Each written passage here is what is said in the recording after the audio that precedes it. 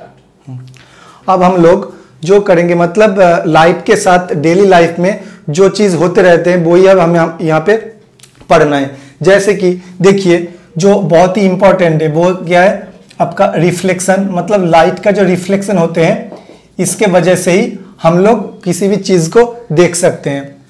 दूसरा क्या हो सकता है आपका रिफ्रैक्शन, डिस्पर्सन,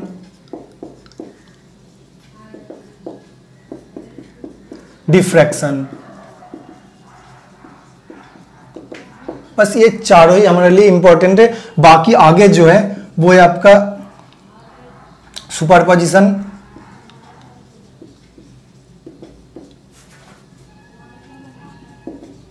और पोलराइजेशन। ये दो उतना इंपॉर्टेंट नहीं है।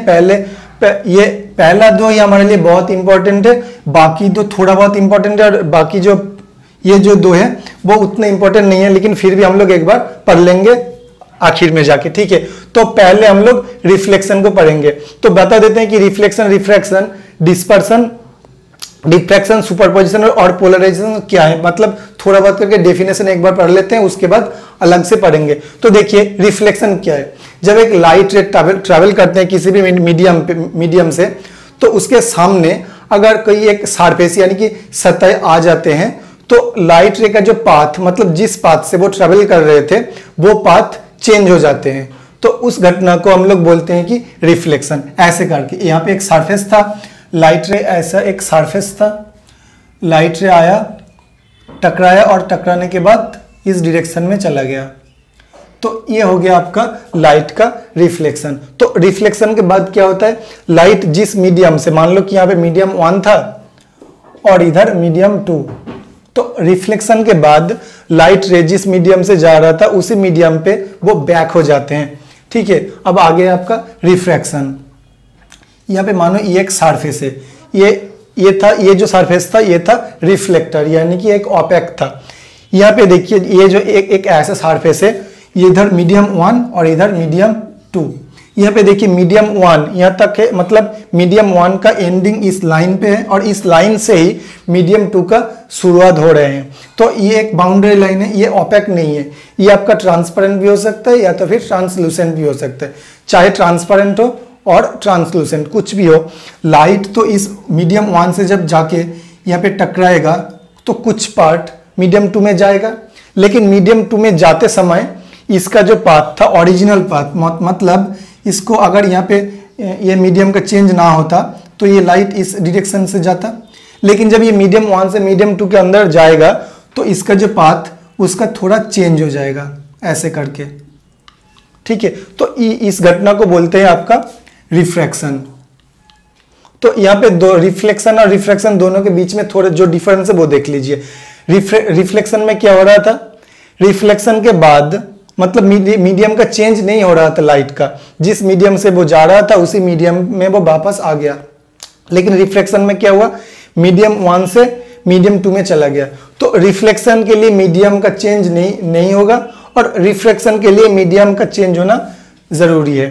अब आगे क्या है, स्कैटरिंग, ठीक है। स्कैटरिंग क्या है, देखिए लाइट रे जब अर्थ के एटमॉस्फेयर में ट्रैवल करते हैं तो एटमॉस्फेयर में मौजूद डस्ट पार्टिकल, बहुत ही छोटे डस्ट पार्टिकल से के साथ टकराते हैं, ठीक है।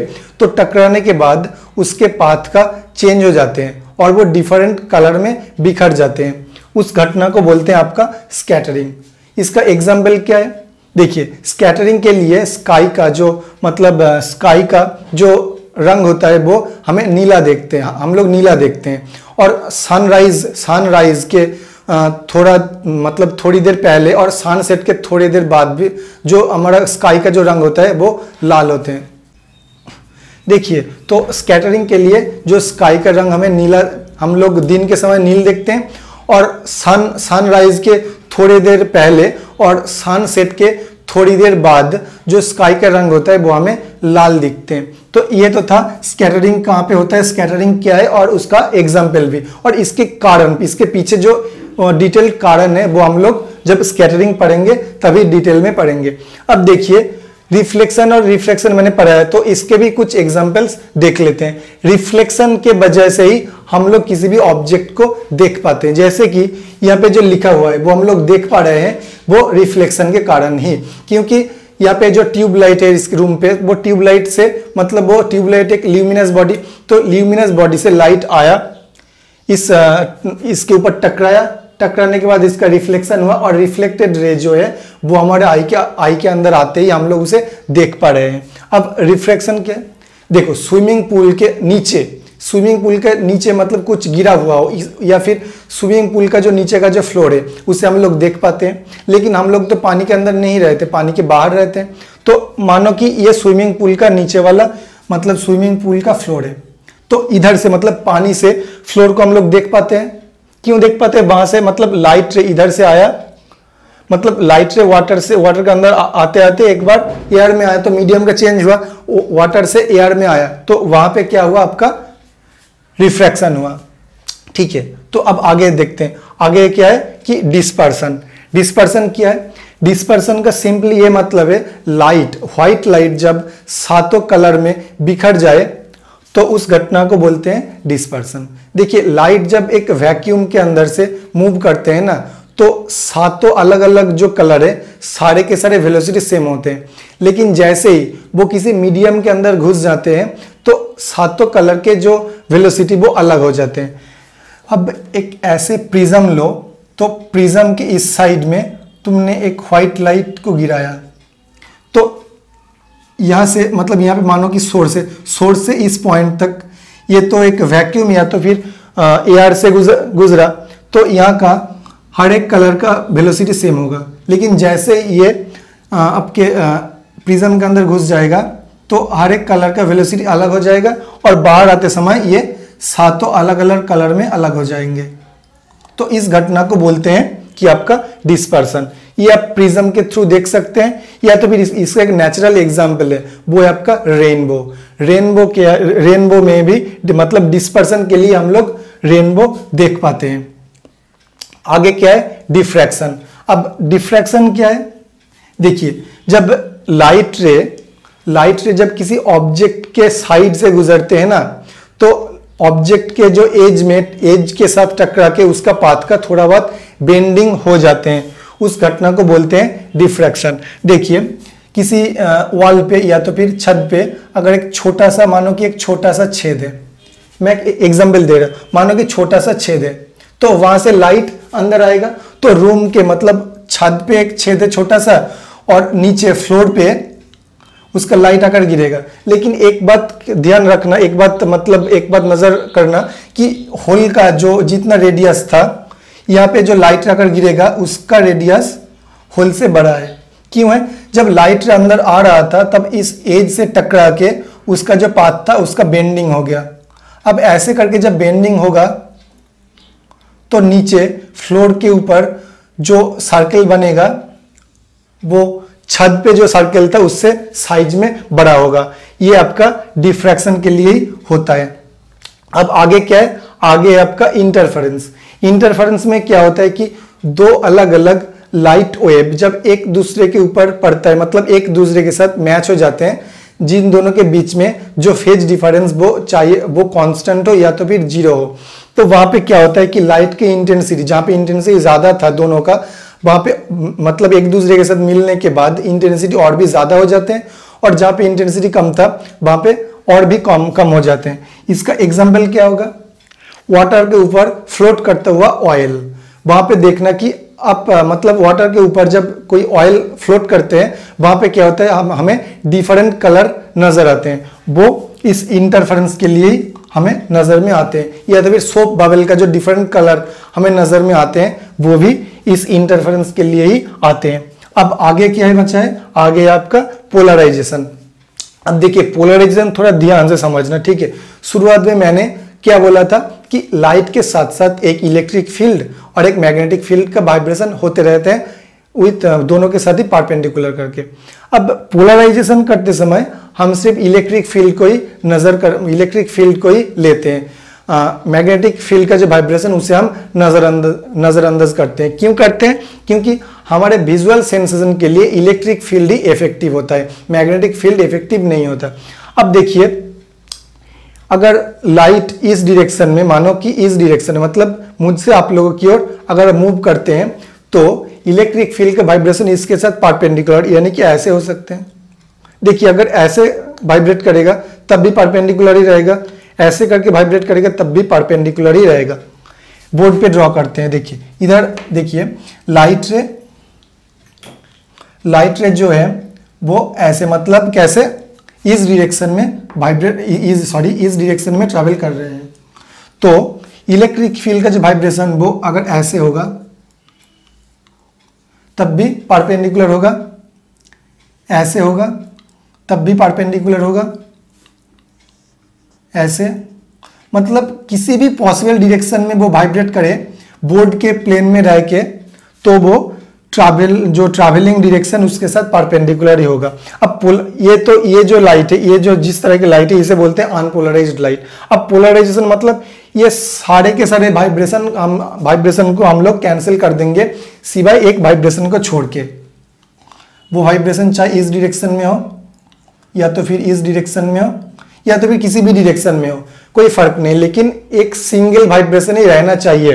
तो वो लाइट हमका बन जाएगा पोलराइज्ड लाइट, और वहां पे जो घटना होते हैं उसे हम लोग कहते हैं कि पोलराइजेशन। अब इसके एग्जाम्पल क्या होगा, हम लोग थिएटर में, मूवी थिएटर में जो 3D मूवी देखते हैं, वहां पे हमें एक ग्लास दी जाती है, वो होता है आपका एक पोलराइज्ड ग्लास। वहां पे लाइट रे को पोलराइज्ड, मतलब लाइट रे को, हर एक लाइट को पोलराइज्ड बना के हमें दिखाया जाता है, तो वो हो जाएगा। अब हम लोग पढ़ेंगे लाइट के रिफ्लेक्शन, यानी कि परावर्तन के बारे में। रिफ्लेक्शन, परावर्तन।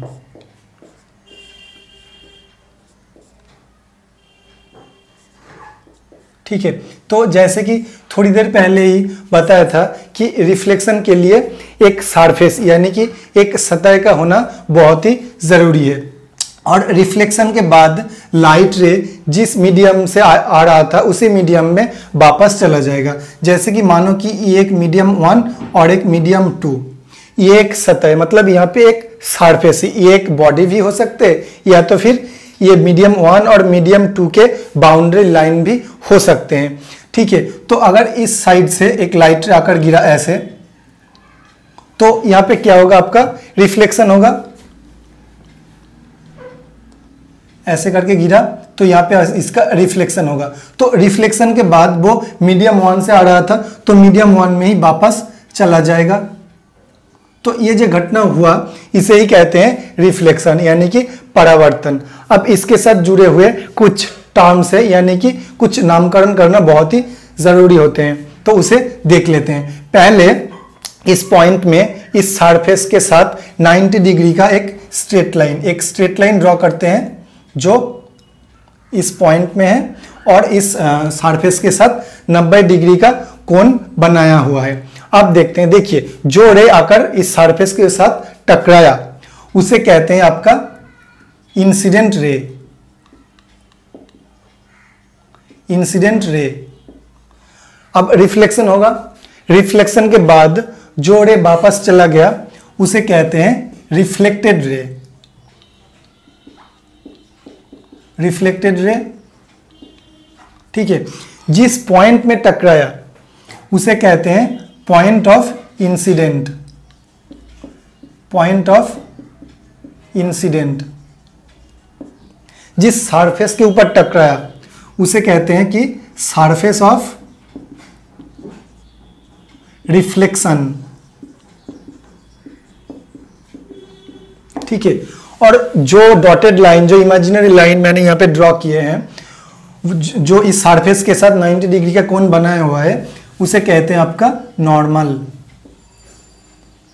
ठीक है, अब एक चीज देखिए यहां पे, इंसिडेंट रे और नॉर्मल, इन दोनों के बीच में एक एंगल, इन दोनों के बीच में एक एंगल है। सिमिलरली रिफ्लेक्टेड रे और नॉर्मल के बीच में भी एक एंगल है। ठीक है, तो इंसिडेंट रे नॉर्मल के साथ जो एंगल बनाते हैं उसे कहते हैं एंगल ऑफ इंसिडेंट आई, तो i equals to angle of incident, angle of incident. अब रिफ्लेक्टेड रे और नॉर्मल के बीच बनाया हुआ कोण होता है आपका एंगल ऑफ रिफ्लेक्शन, यानी कि आर। तो आर इक्वल्स टू क्या होगा, angle of reflection, angle of reflection. अब इस रिफ्लेक्शन के कुछ लॉज हैं, दो लॉज हैं। तो लॉज, पहला लॉ क्या है, पहला लॉ ये है कि incident ray, reflected ray and point of incident पे बनाया हुआ नॉर्मल, ये तीनों ही एक सिंगल प्लेन के ऊपर रहेगा। ठीक है, तो ये तीनों incident ray, reflected ray and point and normal at the point of incident same plane में रहेगा, एट सेम प्लेन। और दूसरा क्या है, दूसरा ये है कि एंगल ऑफ इंसिडेंट इक्वल होगा एंगल ऑफ रिफ्लेक्शन के साथ, यानी I इक्वल्स टू आर हो जाएगा, I इक्वल्स टू आर। अब देखिए ये जो रिफ्लेक्शन है ये दो तरह के होते हैं, एक होता है आपका रेगुलर रिफ्लेक्शन और दूसरा होता है आपका डिफ्यूज्ड रिफ्लेक्शन। रेगुलर रिफ्लेक्शन कहाँ होते हैं, रेगुलर रिफ्लेक्शन होने के लिए सरफेस को बहुत ही स्मूथ होना जरूरी होता है, और डिफ्यूज्ड के लिए सरफेस को, मतलब जहां सरफेस रफ हो, जहां सरफेस स्मूथ नहीं हो, वहां पे डिफ्यूज्ड रिफ्लेक्शन होते हैं। देखिए रेगुलर रिफ्लेक्शन में क्या होता है, सरफेस स्मूथ है, तो जब पैरेलल रे आकर इस सरफेस के ऊपर गिरेगा, मतलब इस सरफेस के साथ टकराएगा, तो यहाँ पे रिफ्लेक्शन होगा। तो आफ्टर रिफ्लेक्शन भी जो रे जाएगा, यानी कि रिफ्लेक्टेड रे, वो भी एक दूसरे के साथ पैरेलल होगा। तो एक बार और कह लेते हैं कि रेगुलर रिफ्लेक्शन में अगर इंसिडेंट रे एक दूसरे के साथ पैरेलल रहता है, तो रिफ्लेक्टेड रे भी एक दूसरे के साथ पैरेलल रहेगा। अब डिफ्यूज्ड रिफ्लेक्शन में आते हैं, यहाँ पे देखिए पैरेलल रे एक दूसरे के साथ पैरेलल रे आकर इस सरफेस के ऊपर गिरा, सरफेस के साथ टकराया, तो रिफ्लेक्शन होगा। लेकिन रिफ्लेक्शन के बाद ये वाला रे इस डायरेक्शन में चला जाएगा, ये इस डायरेक्शन में जाएगा, और ये ऐसे करके इस डायरेक्शन में जाएगा। यहाँ पे देखिए रिफ्लेक्टेड रे जो है वो किसी भी एक दूसरे के साथ पैरेलल नहीं है। तो डिफ्यूज्ड रिफ्लेक्शन में क्या होता है, एक बार और देख लेते हैं कि डिफ्यूज्ड रिफ्लेक्शन में इंसिडेंट रे पैरेलल, लेकिन रिफ्लेक्टेड रे जो है वो पैरेलल नहीं रहेगा। ठीक है, तो ये हमारा हो गया डिफ्यूज्ड। अब रेगुलर रिफ्लेक्शन कहाँ होते हैं, प्लेन मिरर, मतलब प्लेन या फिर स्फेरिकल, कुछ भी हो, मिरर में होते हैं आपका रेगुलर रिफ्लेक्शन। मिरर या तो फिर कोई मेटल प्लेट जो बहुत ही स्मूथ हो, उसमें आपका रेगुलर रिफ्लेक्शन होते हैं। और डिफ्यूज्ड कहाँ पे होते हैं, वॉल पे होते हैं, बुक, मतलब ऐसा कुछ भी सरफेस जो स्मूथ नहीं हो, उसमें डिफ्यूज, मतलब रफ सरफेस में ही आपका डिफ्यूज रिफ्लेक्शन। तो देखिए अब हम लोग देखेंगे कि जब एक लाइट का जब एक नॉर्मल इंसिडेंस होगा तब रिफ्लेक्शन का क्या होगा। तो यहाँ पे हम लोग देखेंगे कि reflection for the normal incidence. तो नॉर्मल इंसिडेंस मतलब जो सरफेस है उसके साथ इंसिडेंट रे का जो एंगल होगा वो 90 डिग्री का होगा। ठीक है, तो ये आपका इंसिडेंट रे। अब यहाँ पे देखिए, यहाँ पे जो रिफ्लेक्शन मैंने आप लोगों को पढ़ाया ऐसे, ये था कि जब लाइट, ये जो रिफ्लेक्टिंग सरफेस इसके साथ कुछ 90 डिग्री से कुछ कम एंगल में था। ठीक है, लेकिन यहाँ पे देखिए रिफ्लेक्टिंग सरफेस के साथ परपेंडिकुलर एंगल में है। तो यहाँ पे देखिए जो मतलब इंसिडेंट एंगल जो था वो कितना था, इंसिडेंट एंगल ये था, तो ये नॉर्मल और इंसिडेंट रे के बीच का जो एंगल था वो था आपका एंगल ऑफ इंसिडेंट। ठीक है, लेकिन यहाँ पे देखिए ये इंसिडेंट रे, ठीक है, इंसिडेंट रे सरफेस के साथ नॉर्मल, और यहाँ पे जो नॉर्मल मैंने ड्रॉ किया था वो क्या था, वो भी पॉइंट ऑफ इंसिडेंट पे सरफेस के साथ नॉर्मल था। तो यहाँ पे आप जो नॉर्मल ड्रॉ करेंगे वो इस इंसिडेंट रे के साथ ओवरलैप कर जाएगा। तो यहाँ पे जो एंगल ऑफ इंसिडेंस आई था वो यहाँ पे कितना होगा, अगर ये जो रे ये ऐसे आ रहा था, अब ये घूम के इसके ऊपर चला गया, मतलब नॉर्मल के साथ ओवरलैप हो गया जो इस यहाँ पे हुए हैं, ठीक है। तो ये लाइन जब नॉर्मल के साथ ओवरलैप कर जाएगा तो क्या होगा, आपका I इक्वल्स टू 0 हो जाएगा इस केस में, क्योंकि इंसिडेंट रे और नॉर्मल एक दूसरे के साथ ओवरलैप हुए हैं, तो I इक्वल्स टू 0 हो जाएगा। और हमें ये पता है कि ये जो reflected angle of reflection R, ये क्या होता है, I इक्वल्स R के साथ, मतलब I इक्वल्स टू R होता है, तो R I के साथ इक्वल होता है। यहाँ पे I इक्वल्स टू 0, इसका मतलब क्या होगा, R भी आपका 0 होगा। और अब R 0 मतलब एंगल ऑफ रिफ्लेक्शन जब 0 होगा तो लाइट किस दिशा में जाएगा, यहाँ पे देखिए R 0 नहीं था, इसका कुछ एंगल था, लेकिन यहाँ पे R तो 0, R 0 मतलब नॉर्मल के साथ कुछ एंगल नहीं है, तो रिफ्लेक्टेड एंगल भी मतलब रिफ्लेक्टेड रे भी आपका नॉर्मल के साथ ओवरलैप कर जाएगा। तो ओवरलैप कर जाएगा मतलब ये इस दिशा में वापस चला जाएगा। तो अगर लाइट का नॉर्मल इंसिडेंट होगा तो लाइट जिस पाथ में आया था एकदम उसी पाथ में वापस चला जाएगा, क्योंकि वहां पे आपका एंगल ऑफ इंसिडेंस 0 होता है, और एंगल ऑफ इंसिडेंस 0 होते ही एंगल ऑफ रिफ्लेक्शन भी 0 हो जाएगा। तो लाइट जिस पाथ में आया था उसी पाथ में ये वापस चला जाएगा। तो आप देखिए यहाँ पे और यहाँ पे दोनों जगह पे ही रिफ्लेक्शन मतलब क्या था, लाइट आएगा एक सतह से टकराएगा और उसके बाद उसके पाथ का थोड़ा सा मतलब उसके पाथ चेंज हो जाएगा। तो यहाँ पे भी देखिए आ रहा था और जा रहा, मतलब यहाँ पे अगर ये सतह ना होता तो लाइट तो इस पाथ में मतलब जाता, लेकिन और यहाँ पे भी अगर ये सतह ना होता तो इस पाथ में चला जाता, लेकिन यहाँ पे उसका पाथ का चेंज हो गया। तो यहाँ पे कितना चेंज हुआ, इसका मतलब उसका डेविएशन क्या हुआ, मतलब लाइट का जो प्रकाश का जो विचलन वो कितना हुआ, वो अब हम लोग देखेंगे। तो यानी कि डेविएशन, ठीक है, अब हम लोग डेविएशन कितना होगा वो देखेंगे। तो यहाँ पे देखिए ये एक स्ट्रेट लाइन, ठीक है, तो एक स्ट्रेट लाइन में बना हुआ कोण कितना होता है, एक स्ट्रेट लाइन, ये जो रेड लाइन से मैंने यहाँ पे ड्रॉ किया, तो एक स्ट्रेट लाइन में बना हुआ कोण आपका होता है 180 डिग्री का, ठीक है। और कितना मतलब ये कितने एंगल में इसका डेविएशन हुआ वो होगा, यहाँ पे जो एंगल मतलब ये ग्रीन लाइन से जो एंगल दिखा रहा हूं मैं, ये वाला देखिए, ये इसे लाइट को ये डॉटेड पाथ से आना था, लेकिन ये घूम के ये ब्लू मतलब इस पाथ में चला गया। तो इसका डेविएशन मतलब ये कितने एंगल में रोटेट किया खुद को, तो इसका डेविएशन कितना होगा, ये जो ग्रीन लाइन से मैंने जो एंगल दिखाया इतने एंगल में इसने डेविएट किया, तो इसका वैल्यू कितना होगा, पूरा तो आपका 180, और ये वाला I और ये वाला R, हमें पता है कि I इक्वल्स टू R है, तो ये पूरा जो एंगल है ये आपका ट्वाइस I भी हम लोग कह सकते हैं। ये ग्रीन लाइन से जो मैंने किया ये पूरा ट्वाइस I, तो इतना मतलब ये छोटा वाला ग्रीन ये से मानते हैं X, तो X कितना होगा आपका, X equals to 180 degree minus twice I, यानी कि 180 degree minus 2 into angle of incidence, ठीक है। और नॉर्मल डेविएशन के टाइम कितना, नॉर्मल इंसिडेंट के टाइम डेविएशन कितना होगा, ये पूरा एक स्ट्रेट लाइन 180 डिग्री का एंगल बनाता है, ठीक है, और लाइट को इस पाथ में आना था तो ये पूरा ऑपोजिट पाथ में चला गया। तो यहाँ पे देखिए इसी मतलब इस जो इक्वेशन मैंने यहाँ पे लिखवाया इसमें ही आप इसका वैल्यू को पुट कीजिए। तो मैंने यहाँ पे क्या बोला कि डेविएशन कितना होगा 180 minus twice into angle of incident. तो यहाँ पे एंगल ऑफ इंसिडेंट कितना था 0, तो इसको बिठा दो, तो यहाँ पे एंगल ऑफ डेविएशन कितना होगा x equals to 180 degree minus 2 into 0 degree, तो 0 के साथ 0, तो इसका हो जाएगा 180 डिग्री।